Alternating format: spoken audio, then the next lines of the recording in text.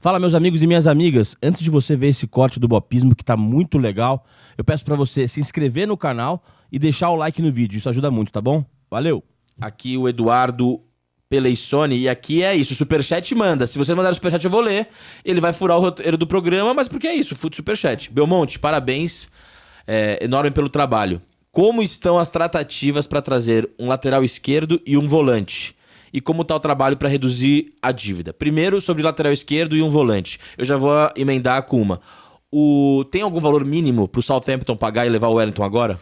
Cara, a gente não está discutindo ainda valor, mas a única coisa que eu sei é o seguinte: eu não conversei com ninguém ainda a respeito disso. Por enquanto, a gente não foi comunicado da assinatura de um pré-contrato pelo Wellington. Primeiro, eu vou falar do Wellington rapidinho, cara. O Wellington é um cara trabalhador, não me dá problema nenhum, zero trabalho, continua trabalhando do mesmo jeito. Basta ver como ele jogou contra o Red Bull. Ele é um jogador muito esforçado, físico. Muito bom. Um jogador que a gente gosta muito. Então, primeiro o Wellington continua trabalhando normalmente. Eu não recebi nenhuma comunicação que ele assinou pré-contrato com ninguém. No momento que assinar, tem 15 dias para ser comunicado. Eu preciso ser comunicado. A gente não foi comunicado até agora. Eu vi aí algumas matérias falando não, que o Southampton ia nos oferecer. Isso eu não vou aceitar. A gente quer, sim, dinheiro e quer direito econômico. Podemos discutir os valores. Valores são abertos à discussão. Mas eu também não vou liberar por algo que eu não acredite que seja importante para o São Paulo. Entre o dinheiro, apesar da gente não estar num momento financeiro maravilhoso, a gente está muito melhor do que já teve.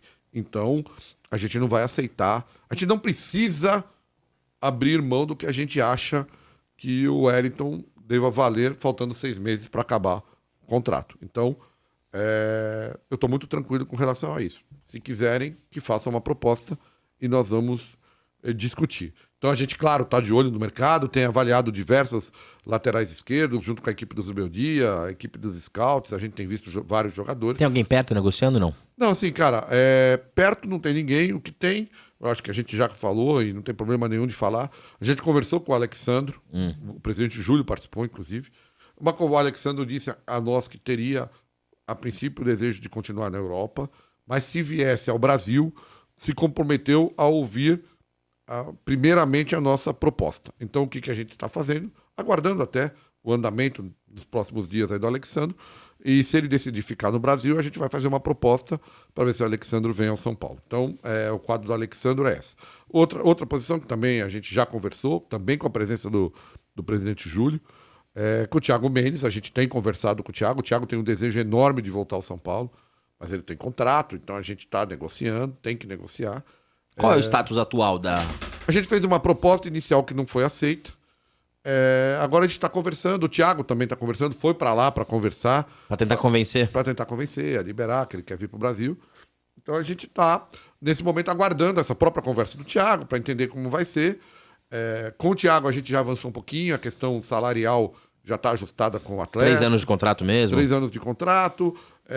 A questão de luva a gente também já tem razoavelmente ajustada. Então, eles têm que liberar. Eles têm que liberar. É a parte mais difícil, né? Sempre é mais difícil, mas também é a mesma situação. Faltam 10 meses de contrato. Daqui a pouquinho ele pode assinar, agora já 9 meses, ele pode assinar um pré-contrato também. Então, São Paulo pagaria alguma coisa por ele? Ah, sim, pagaria. Pagaria. A gente já fez uma oferta. O São Paulo seria o Southampton do Thiago, é isso? É isso aí. Tem um mínimo pro Wellington sair que vocês topariam? Ah, cara, eu não falo de valor, sabe? Não? Porque assim, né, nessa negociação, eu quero sempre o máximo e eles querem sempre o mínimo. O mínimo. Aí vamos ver onde chega, se mais perto do máximo ou do mínimo. E aí sobre o Wellington, até uma das perguntas aqui, eu acho essa gestão, ela tem muito, eu acho que ela tem defeitos, evidentemente, como toda gestão, ela tem muitos acertos, que são inegáveis, mas ela tem alguns erros. Eu queria saber se você acha que o São Paulo demorou a perceber o valor que o Wellington tinha como jogador. Então, cara, é ótimo que você fez essa pergunta, porque veja só, faltam 6 meses para o contrato do Wellington. A primeira proposta que eu fiz de renovação para o Wellington, faz 2 anos. 2? Então, assim, veja, a questão não é essa. A questão é que a gente fez uma proposta há 2 anos. Não sabia aí disso, o Wellington trocou de empresário. Puta merda. Houve uma mudança de empresário. Aí a gente continuou fazendo. Também não é verdade. Isso o que eu estou te dizendo aqui, eu tenho documentado, tá? O Rui, quem faz toda a negociação, sempre eu repito, é o Rui Costa. Quem manda e-mail, quem recebe e-mail, quem fala... Eu não falo com empresário, não falo com empresário, a não ser que seja numa mesa. Você não fala? Não falo. Por Só quê? falo porque eu acho que assim, eu tenho um executivo para isso, né? Ah, tá. Eu contratei um executivo para isso. Entendi. Agora, claro, o empresário vem no CT para fazer uma negociação, eu participo. Tá? Mas eu não atendo empresário por telefone. Nenhum. Se me manda mensagem, eu falo, não, fala com o Rui. Entende? É assim, quem conversa com os empresários é o Rui. Entendi. Para fazer negociação. Ou se é numa mesa, eu participo. Aí é diferente. Estamos aqui, vamos conversar. Então, são situações diferentes. Mas é assim, o Rui quem manda e-mail, é o Rui que eu sou sempre copiado, claro, eu recebo todos e o Rui me copia, mas a resposta é acertada comigo, mas quem envia sempre é o Rui. E nós temos tudo isso documentado. Eu tenho proposta há 1 ano e meio para o Wellington. Eu tenho proposta antes da história do Caio, como se disse muito, não, só fez depois que o... Mentira, não é verdade. Eu tenho proposta anterior feita ao Wellington. Mas era uma proposta compatível, assim, compatível com um cara que é titular do São Paulo? Não tenha nenhuma dúvida disso. A proposta que eu tenho do Wellington, para você entender, e para você entender o quanto é compatível, porque nós temos algumas bases. Claro. Quando eu a fiz, era a mesma proposta do Pablo e do Nestor. E os dois renovaram. E os dois renovaram. Proposta semelhante, de valor. Muito semelhante de valor.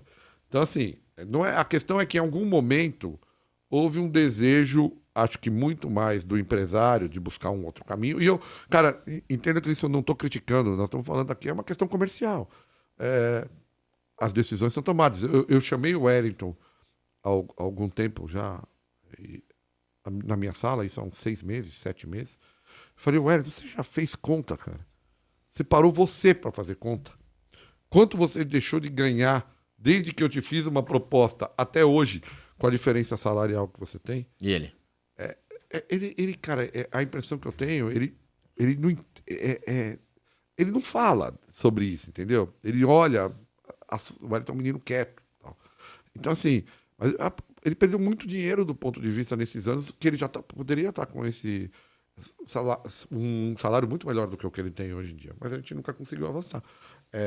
Então, só que agora também é a nossa situação. Por isso que tem que se valorar se quiser tirá-lo antes do final do contrato. Senão ficamos até o fim. Eu lembro quando o Militão passou por uma coisa semelhante em 2018 e ele saiu, se não me engano, por $4 milhões para o Porto.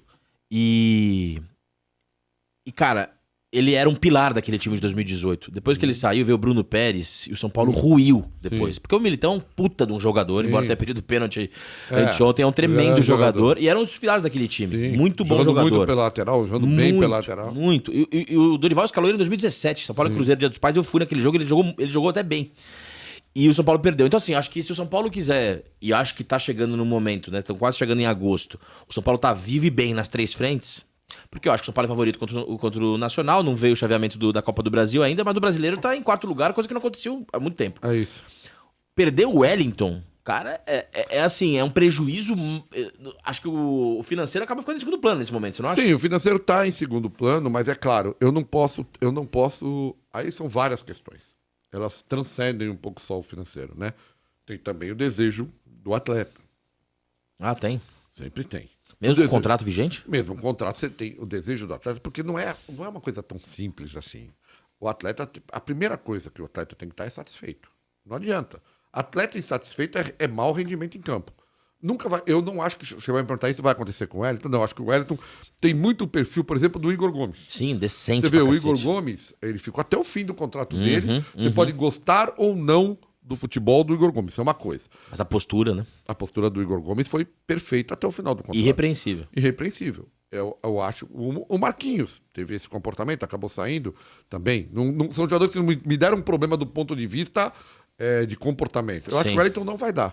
Mas eu tenho que entender. E também preciso entender o quanto eu não tenho muitos recursos. E eu preciso contratar. Eu preciso de um lateral esquerdo. Então eu preciso entender, e eu vou precisar para o resto, não para essa temporada. Não, para as outras. Então eu preciso entender se esse valor que vai chegar vai me ajudar a trazer um outro lateral para suprir, não só para essa temporada, como para as temporadas à frente. Então, eu tenho que ter calma, avaliar, aí é racional, não dá para ser emocional. Sim. Eu tenho que avaliar o valor. Se o valor não der para fazer o que eu imagino, é melhor não tirar. Peraí, dá e vou trazer um jogador que eu tenha convicção que vai me ajudar nessa, mas vai me ajudar à frente. Aí Sim. a gente vai analisar. Papo tá excelente, quase 1000 pessoas ao mesmo tempo, incrível, incrível. O caso do Wellington, você vê semelhanças com o caso do Marquinhos, Natan e Luizão? São casos diferentes. São casos diferentes. O do Marquinhos é um pouco semelhante, só que o Marquinhos ficou menos tempo com a gente. Ficou. Né? Então, assim, o Marquinhos já chegou, quando subiu, isso, ao meu ver, a gente já devia ter tido, e a gente mudou a postura disso, quando você fala que tem erros, e a gente, óbvio que tem erros e acerto. O Marquinhos devia ter subido com o contrato renovado da base. Né? Quando ele chega sem o contrato renovado e faz aqueles 2 gols Contra o Racing. com o Racing, ele tem uma valorização, e aí ele não tinha um contrato longo, e isso não gerou um problema, a gente conseguiu recuperar, e aí eu tenho que falar que o Edu, do Arsenal, né? Do Gaspar. Do Gaspar foi fundamental nisso, foi um cara muito correto. O empresário tinha assinado um pré-contrato e não tinha nos avisado com uma outra equipe. Nós fomos à FIFA questionar esse pré-contrato. Nesse meio tempo veio o Arsenal fazendo aí sim uma proposta, nos respeitando do ponto de vista negocial.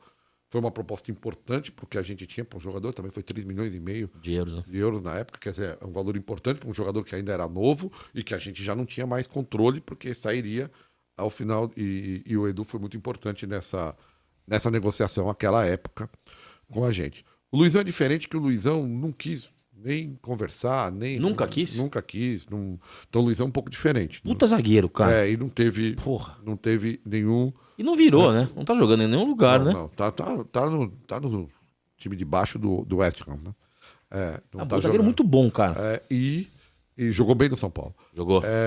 Quem outro que você perguntou? Natan. Não, o Natan, cara, um menino ótimo.